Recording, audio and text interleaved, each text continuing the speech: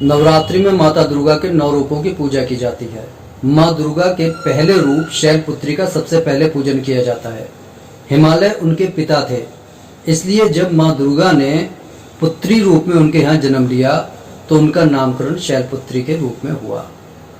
क्योंकि इनका वाहन वृषभ है, इसलिए यह वृषभ रूणा के नाम से जग प्रसिद्ध है। इस देवी ने दाएं हाथ में शत्रुओं का मान मर्दन करने के लिए त्रिशूल धारण किया हुआ है और बाएं हाथ में कमल पुष्प सुशोभित हैं, जो इस बात का द्योतक है कि मां शैलपुत्री की शरण में आने वाला प्रत्येक भक्त जग के माया बंधनों की कीचड़ में भी सुंदर कमल पुष्प के समान शोभायमान होता है। यही देवी प्रथम दुर्गा हैं, जिन्हें सती के नाम से भी जाना जाता है, जिनकी कथा अत्यंत मार्मिक है। पुनर्जन्म में सती प्रजापति की पुत्री थीं और प्रजापति शंकर भगवान से उनका विवाह नहीं करवाना चाहते थे, किंतु विवशता के चलते उन्होंने अपनी पुत्री का विवाह शंकर भगवान से करवा दिया। एक बार जब उन्होंने बहुत बड़े यज्ञ का आयोजन किया, तब सभी देवताओं को निमंत्रण भेजा, किंतु भगवान शंकर को न्योता नहीं भेजा।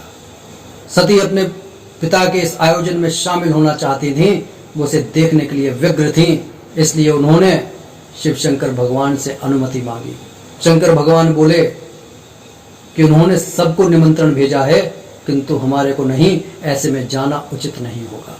किंतु माता सती बहस करने लगी कि वो तो पुत्री हैं और इतने बड़े आयोजन में न्योता ना भेजने की भूल हो गई होगी, किंतु जब हम वहां पहुंचेंगे तब पिता अपनी पलकों पर उठा लेंगे।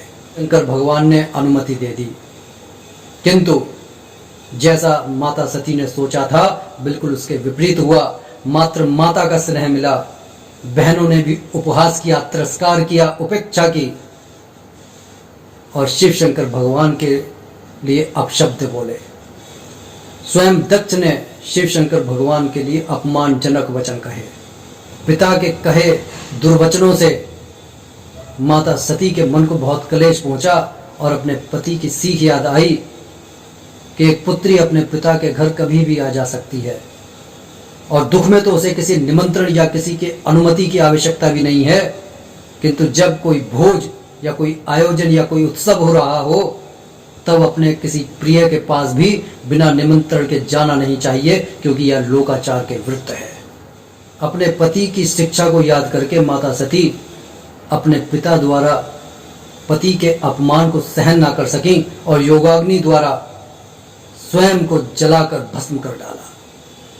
शिव शंभु भगवान माता सती के वियोग को सहन नहीं कर पाए और उन्होंने प्रजापति को मार डाला और यज्ञ को विध्वंस कर डाला।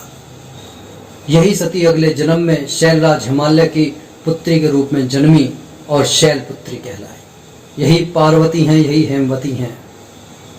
इन्होंने ही शंकर भगवान से विवाह किया और उनकी अर्धांगिनी बनी।